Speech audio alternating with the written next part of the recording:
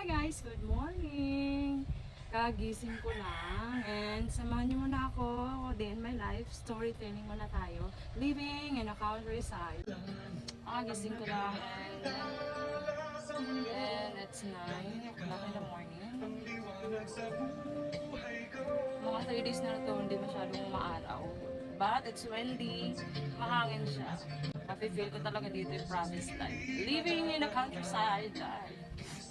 Anyway, let's have coffee and banana muffins or banana cupcake. Binake ko ng kapatid ko kagabi.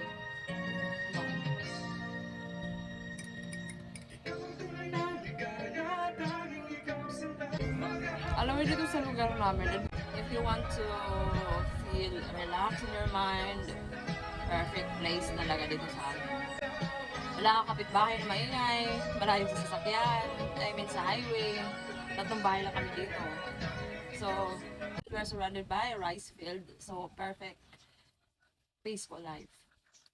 Walang maingay. Naririnig ko lang in the morning, tilaok ng manok. And we have lots of vegetables grown.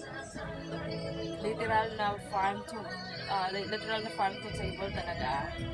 Kasi kung gusto kong kumain ng gulay, marami. May tanim na nanay ko, yung kapatid ko, marami ng tanim. So, yeah, pag gusto mo kumain ng vegetables, kuha ka lang. And we have also mangoes here. And soon may rambutan na kami, ang dami ng bunga. Andyan sa tapat ng namin. We have livestock also, native chicken and pigs. Perfect dito mag-alaga kasi malayo sa highway and sinabi ko na and malayo sa kapitbahay na magre-reklamo na mabaho. Yeah. People makes a living here by farming. Yan. Palibot yan, farm yan, rice field yan.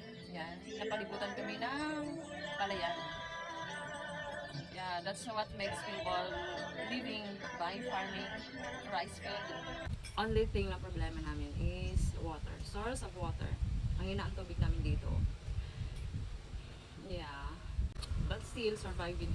At least may water kami every day. Hindi kami kailangang mag-antay kung kailan magkakaroon ng tubig. Meron pa rin. Flowing na. Meron pa rin tubig. Pero mahina. Pero at least meron. And yeah. Thank you for watching guys. Tapusin ko muna yung kape ko.